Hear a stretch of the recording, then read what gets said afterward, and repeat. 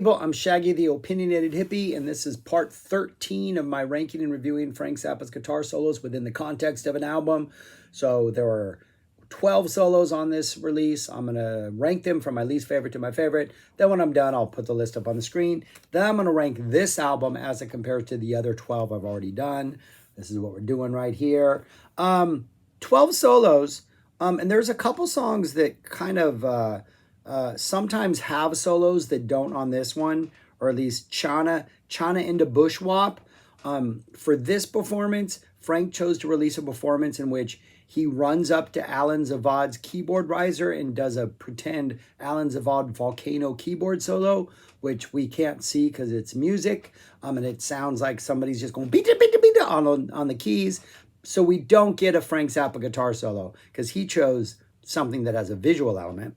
In France, at least once has a guitar solo, or a couple times. There's no In France guitar solo. It's a harmonica solo this time around. And everything else is, I think, yeah. All right, 12 solos. So let's go through them, starting with number 12. Number 12, Dickie's Such an Asshole.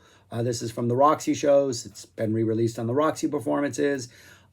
If you've noticed any trend with anytime Dickie's Such an Asshole pops up in a guitar solo, it's usually towards the back. Solo just doesn't do anything for me, though the band, the 73 Roxy band, sounds fantastic. Solo's just your typical Dickie blues riff type thing. I'm just playing. I don't know. The song doesn't do much for me at this point. The solo doesn't either. Number 11 is, what do I have for number 11? I have NBiz at number 11. Just a short little 30-second blues workout, rotating solos. Everybody gets like 30 seconds to solo. Frank finishes it off before they go back into the song. Number 10 is Cosmic Debris. Just your typical 2 times through the cycle Cosmic Debris guitar solo. 84 solo. Frank's bringing it. Sounds pretty good. Does what a Cosmic Debris solo should do. 3 kind of typical solos so far. I think we jump much more in interest level and quality at number 10. Number 9, which is Bamboozled by Love. This is with the owner of a Lonely Heart vamp. Once they go into the solo, they start doing the dun-dun-dun-dun-dun-dun, hand claps, dun-dun-dun-dun-dun.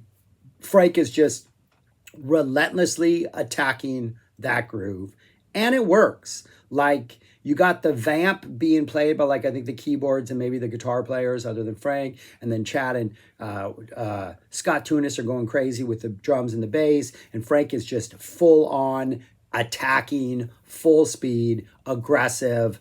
But the vamp sounds great. It works. Gets a little bit funky towards the end. But it really is just this absolutely relentless attack for the duration of the solo. Kind of exhilarating, kind of works for a song that I kind of don't like, kind of saves what I think is kind of a boring song. But that's Bamboozled by Love, number 9. Number 8, Advanced Romance. Really good solo, very aggressive, very playful. This is one of those that has that really sort of defining vamp, but Frank, I don't know if it's a very cohesive solo because it seems like every time the vamp comes around, Frank just has a new idea that he's going to attack for, like, to however long that sort of cycle goes before he goes off into another direction. Tunis sounds absolutely amazing on here. Yeah, it's absolutely, what did I write? I have a whole bunch of weird little notes that I don't know what I wrote.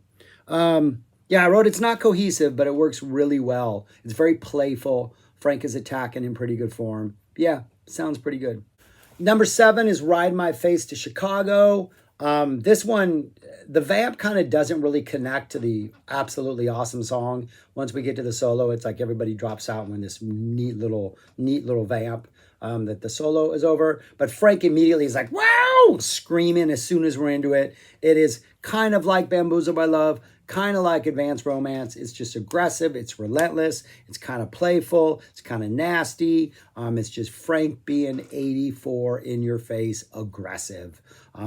Over a really cool kind of sparse vamp inside of a song that has a lot of really like aggressive, fast energy. And then the solo is this weird little like area, which maybe should be a little more like comfortable, but instead Frank is attacking it so hard that it just stays chaotic and crazy. Really good solo. Number 6 and number 5 are the Drowning Witch solos. There is a Drowning Witch on here. Both of these solos are from 84. I think the first one I have at 6. The second one I have at 5. First one just feels too short. Feels like as soon as Frank is starting to develop an idea, we're back into the song for that transition into the second solo. Some amazing tuning, some amazing Wackerman as always. Pretty straightforward attack. Gets a little bit weird towards the end, but the attack isn't long enough for the weirdness to truly pay off. I just wish there was just a little more time for him to explore these, as maybe he would in like 81 or 82. And then the second solo comes in at number 5. This one's a little more dramatic. The vamp is adds a little more drama to it. Maybe a little bit longer than the first one. It just feels a little more complete. Feels like Frank has said a little bit more of what he needs to say before moving on. Neither of them, there were so many really good 81 and 82 Drowning Witch solos. Neither of these kind of compare to some of those.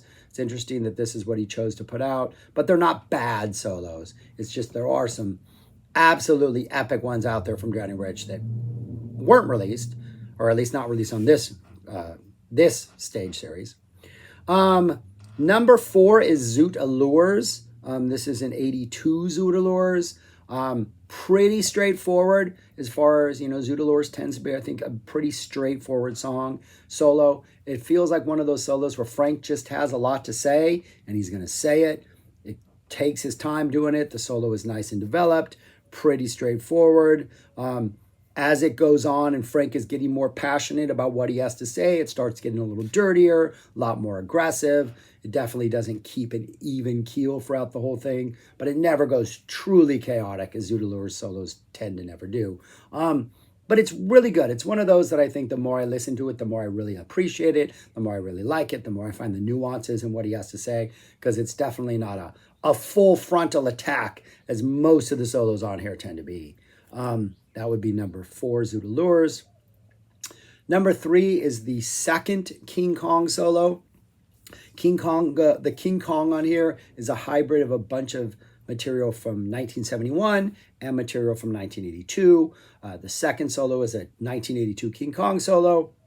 And this kind of reminds me of the Advanced Romance in a way, in that I don't know if the entire thing is really cohesive and works as one complete solo. It's just Frank doing a lot of different ideas and exploring different sort of like phrases, or just I'm going to do this for like several bars and then go into this. And so I don't know from start to finish if it feels like it's actually saying much, other than it's just a lot of really good Frank playing, Frank exploring ideas, the band being funky and awesome in the background as always. But yeah, it's really good. Wackerman is pretty crazy. It definitely gets kind of assaulting towards the end, where things are getting a little more relentless. But it definitely, doesn't have a narrative thread that ties it all together. It's just like Frank going at it, as you would in 82. And then the first solo is from 71. I think this is officially, the full thing has officially been released on the Mother's 1971 box set. It is an awesome solo where the beginning is Frank just playing like chords on the guitar. It's like bunt, bunt, bun. And he does this awesome finger picking thing. And then Dunbar's just kind of playing around in the background with some drums. And then it kind of gets up some energy and picks up, a little more, things. Oh, no, that's not number 2 solo. Man, that's the number 1 solo. The 1971 solo is my favorite solo. I forgot the number 2 solo. Number 2 solo is Charlena, the opening track, which Dweezil plays on the solo. And Dweezil's just doing his note bending, screaming metal thing. And then Frank comes in and they're kind of playing over each other and under each other and around each other. And it gets crazy. And the band is just supporting him in the back and making things sound more intense. And yes, Dweezil is like a teenager at this point. And yes, he's playing these standard, almost metal tropes. And like he's really, you can hear a lot of guitar players in the 80s play like this, but it works because the vamp is so good. The band is so good. And when Frank finally comes in to sort of play with Dweezil and they're going over each other, the way they kind of complement each other, one of them will be high, one of them low, one of them will be bending strings, while another one's ripping off some licks.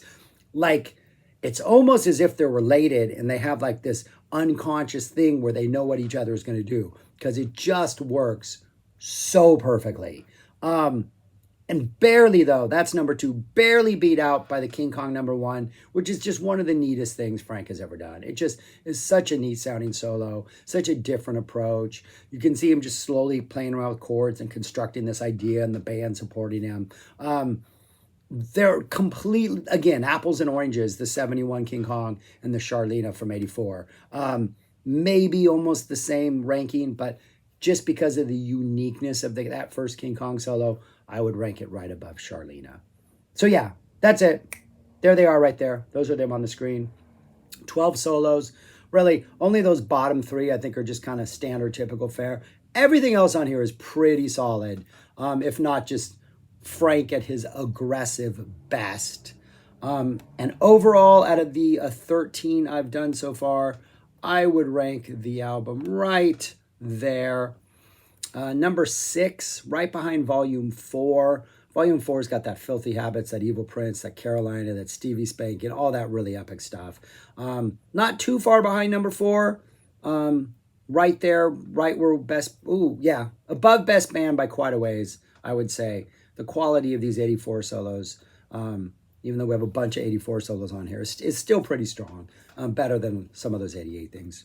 So yeah, that's where I would put it thus far. So anyways, that's it. Thanks for watching. Let me know your ranking. I really appreciate the people who post their rankings before they watch the video. Love that, especially since a lot of times we are completely different. And I like that going into it, that you're going into it cold, already having shared yours. So thank you very much for doing that. Keep it up. And if you haven't done it, do it. It's fun. Next time, obviously, because you've watched this one. But anyways, thanks for watching. Peace. Subscribe, share, listen to music, take care, all that kind of stuff. And most importantly, yeah, go listen to the King Kong. Both solos are good. And listen to that Charlena, man. Dweezil brings it. Dweezil wins. Yeah, the Dweez. Peace. Talk to you later.